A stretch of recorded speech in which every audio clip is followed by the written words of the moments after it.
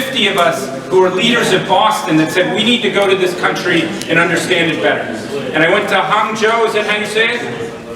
Yeah. Hangzhou. And we met with the mayor, it was great. Now, I also sat, that's where Mao sat, and this is where Nixon sat. This is my brother, and we talked about where China and the US have come from and where it's going. I also have a relative that's Chinese. This is my great aunt. And I told her that I was talking today, and she was very excited. This is my great uncle. During World War II, he went to China, and he ended up staying. He was part of a handful of Americans that stayed in China through the 50s, 60s, and 70s. And here is my aunt and uncle. They had a nice life together.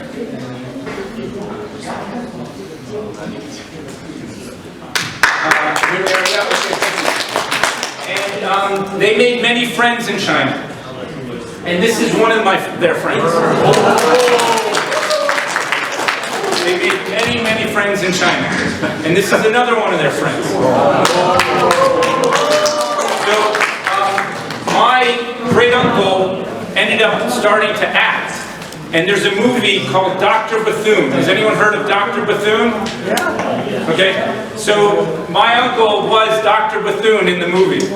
And I think you're too young, but people who are a little older than you, when I say that my uncle was the character in Dr. Bethune, even though my uncle wasn't a doctor, they're very impressed with that. I know the Canadian doctor. Okay, so this is my aunt today, and I told her that I was speaking to you, and she said, go get him. Okay. So I am representing MIT today. It's a great institution. And many of you know this is the main kind of iconic building. The students get stressed sometimes and they paint this like R2-D2 or put a police car on top. They're called hacks. They're jokes. Don't think anything about it. But this is the main campus. I work right here. This is the MIT Media Lab, and it's a very interesting place. And it was founded by this gentleman, Nicholas Negroponte. And the word media is the plural of the word medium. And the word media isn't about journalism. Some people think the Media Lab is about journalism. Nicholas said, technology is going to be the medium for the future. And he said, let's create a lab, a laboratory, multiple laboratories to study many of the converging factors that are going on.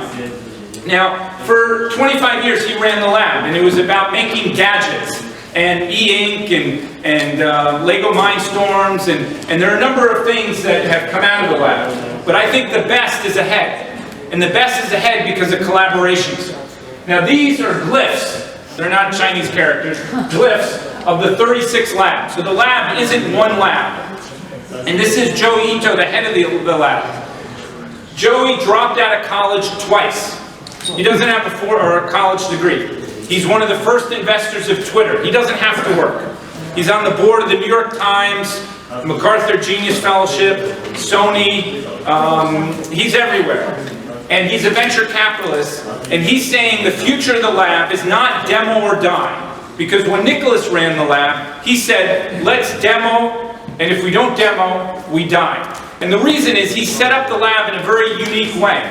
It's very different than any other lab I've seen on the planet.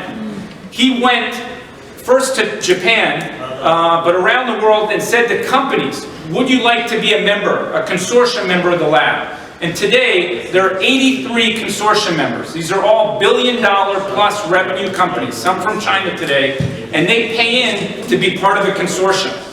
And those funds allow for the lab to run differently, to build interesting teams that it wouldn't necessarily have built if we were a traditional lab, to do interesting research beyond the scope of traditional research. So we're not beholden to a grant or one funder. We do crazy stuff. And Joey said, instead of demo or die, and I was kind of saying, if the sponsors, the corporate people walk out the building and the demo falls apart, that's fine. Okay, that was a joke, you can laugh at that. Okay. Joey said, let's deploy or die. And what he's really trying to say is, let's scale what we're doing. Let's have impact. Let's commercialize. Who wants to commercialize good ideas here? Okay, so this is your friend if you want that life. So deploy or die.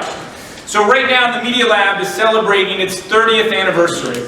On October 30th, we're gonna, like 1,400 people are gonna come from around the world, some of the who's who, to celebrate the lab.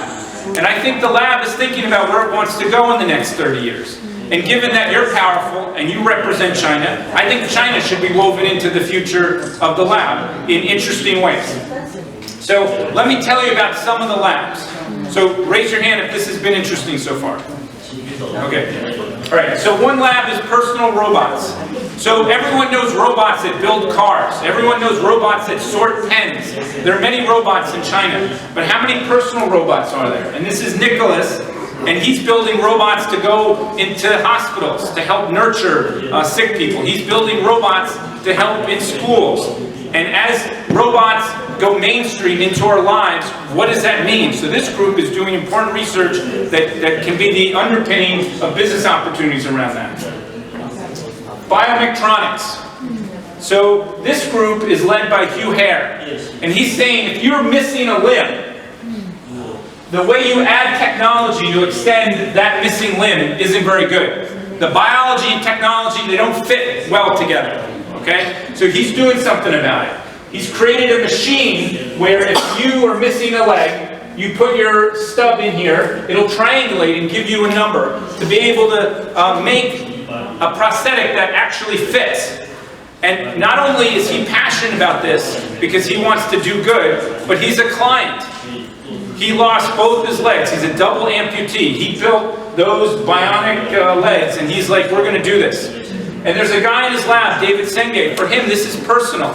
He's from a country where there was a civil war and 3,000 people are missing limbs. And when he goes home, his countrymen are in crutches. They don't wear the prosthetics because they're not comfortable after a few minutes.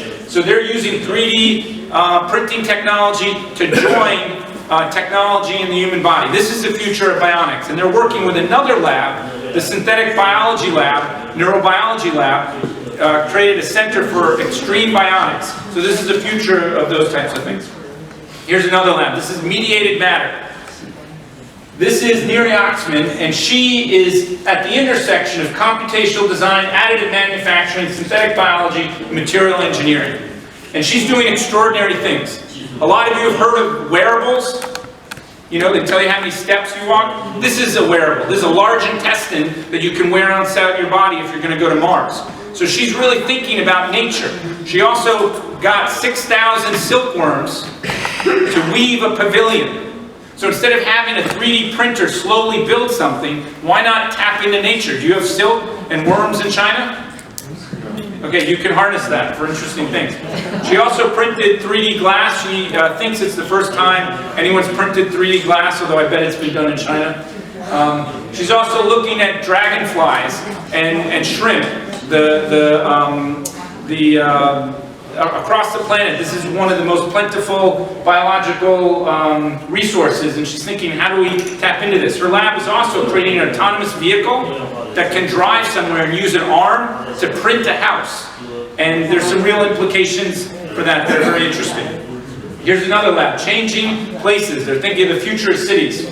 So a few years ago, they said, let's rethink transportation. Instead of trying to make a car 1 or 2% better, and a friend of mine did a fellowship with Lin Wang, who's the head of urban planning for Shanghai. Her dad is like the top person for cars in China. Instead of making cars 1 or 2% better, they said, let's rethink the whole ecosystem. So they created a folding car where the engines are in the wheels, the car folds up, you can get out the front of the car autonomously will drive and park itself, and it's part of a whole ecosystem connected with a scooter and a Copenhagen wheel.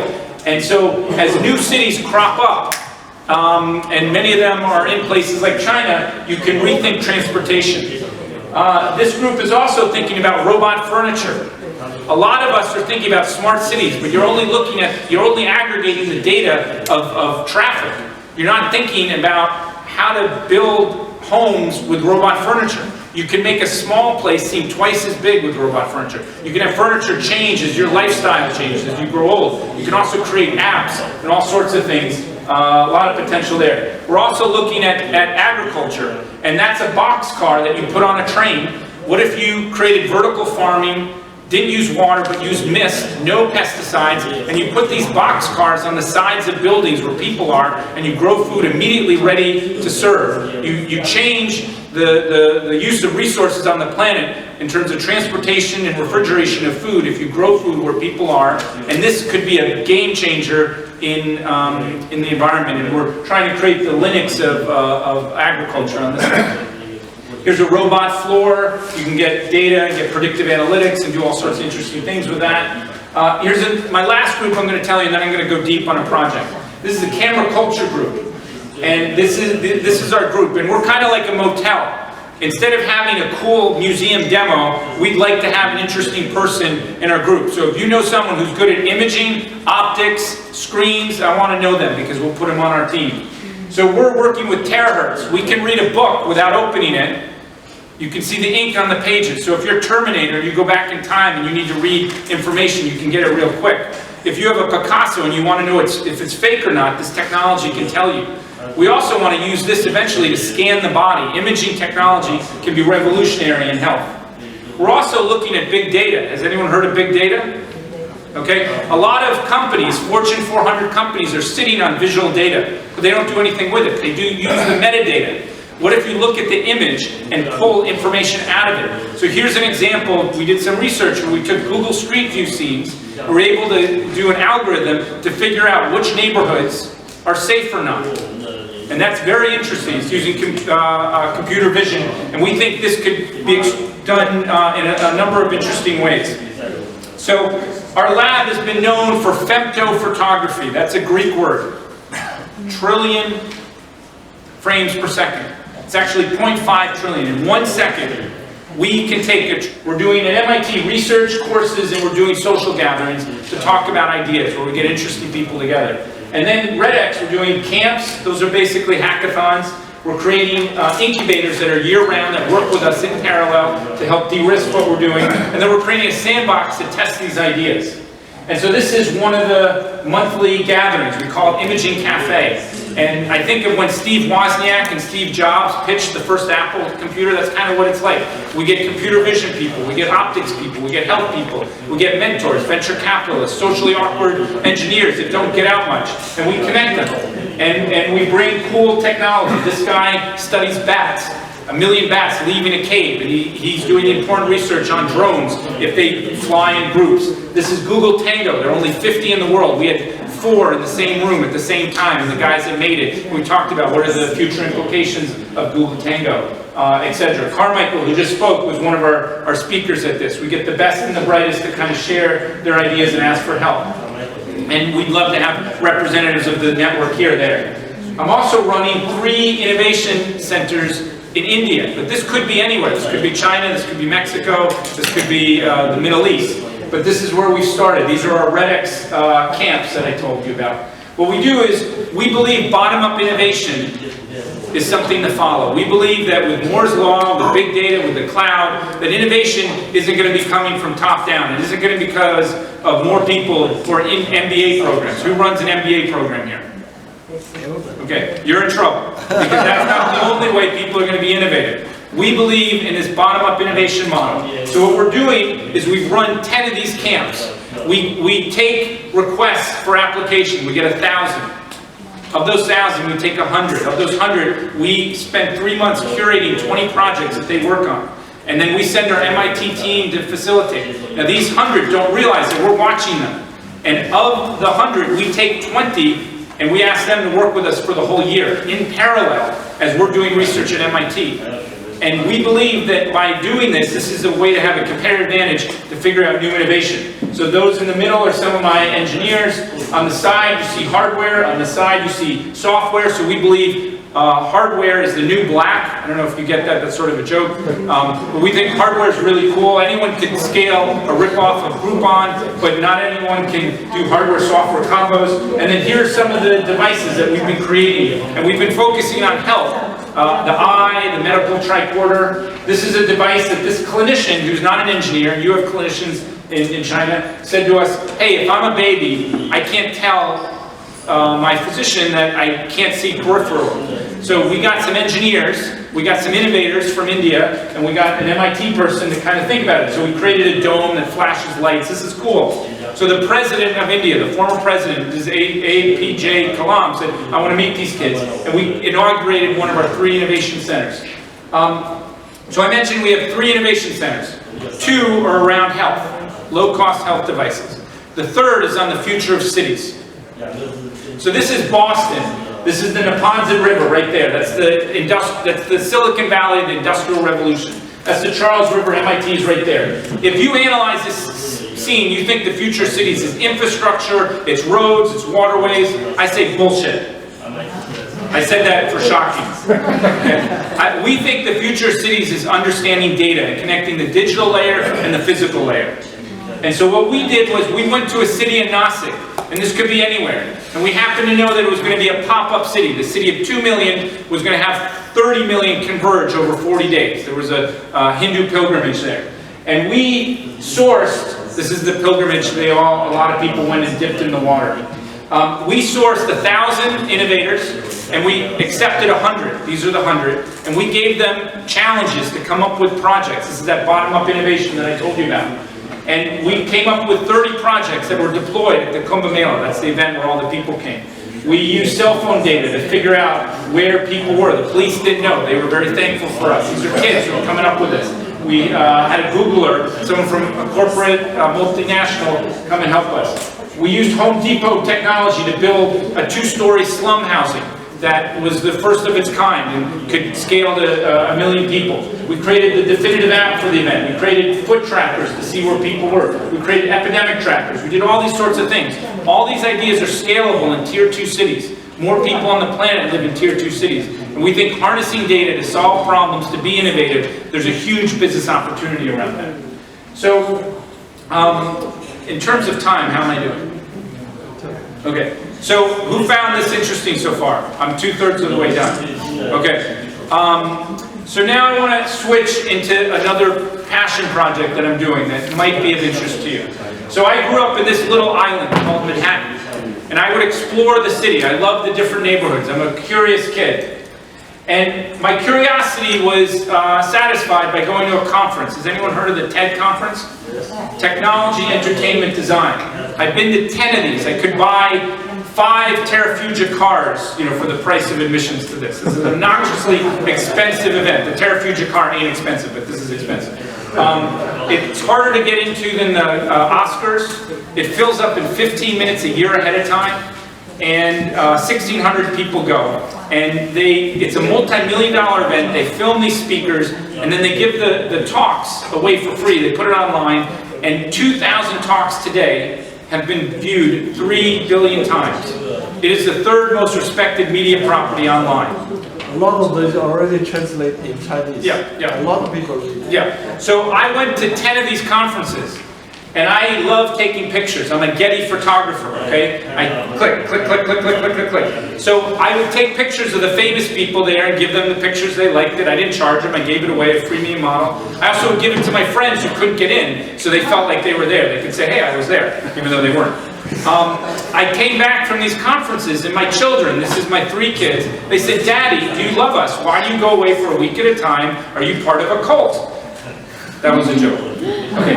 So I said to them, no. I'm going to create a conference as good as this conference for my community. And this was my first speaker, traveling at 18,000 miles an hour, circulating the earth. She called down and said, I'm your first speaker. So I created this conference, and I created an organization called Ideas in Action. So 10 ideas were spreading. I said, let's go up a power.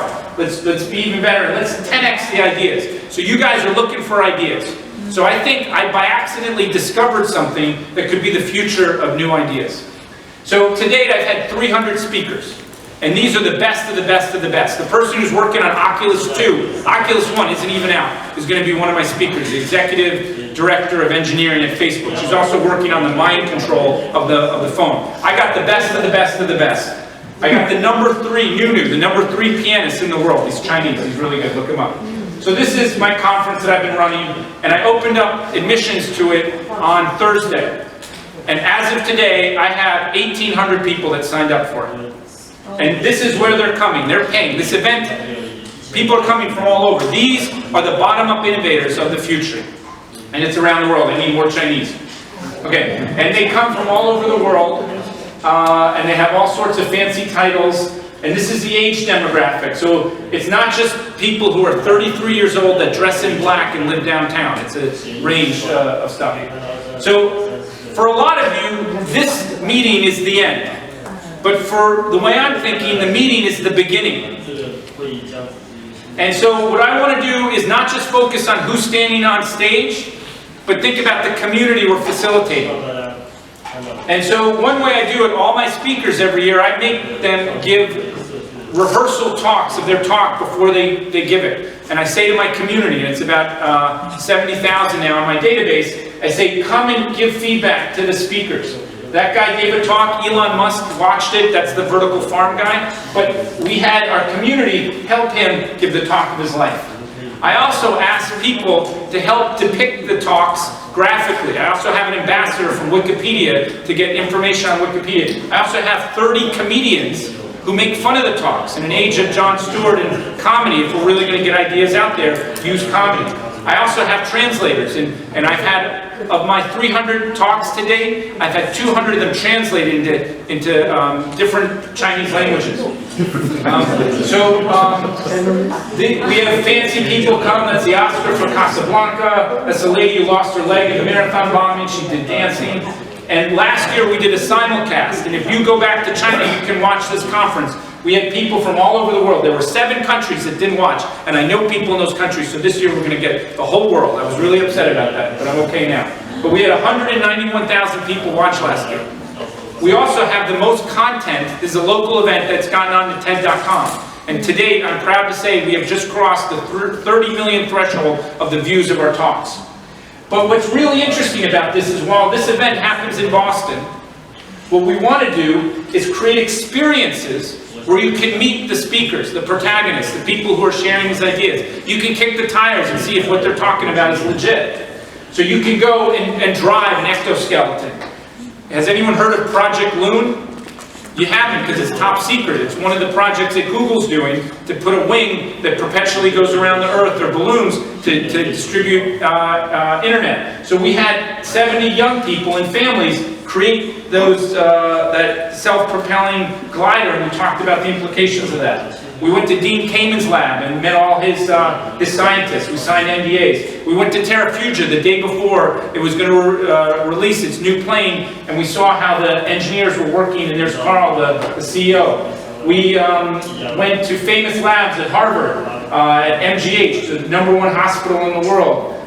We met this guy, Irby, who runs the Nobel Prize for 3 of the prizes. He thinks economics is crap, that some rich guy just bought it and thinks the sciences are real. And he explained how that works. So we do these adventures throughout the city. And we take a guy who comes up with a new way of doing puncture, laparoscopic surgery, and we amplify the audiences he can connect to. And we've said to the 13,000 TEDx licenses around the world, if you come to our event, we'll train you on these adventures. But I want to flip other networks and help create innovation around the world. Forbes says, is this the future of TED? So the opportunity here is to scale this. And I'm trying to create a community where innovation can bubble up. And I'm very interested in going deeper with smart people in China. Who's smart? Who's Chinese? Okay, so there's opportunity here. So at the end of the day, I want to flip the conference model, make it the beginning, and then facilitate innovation and entrepreneurship around the world.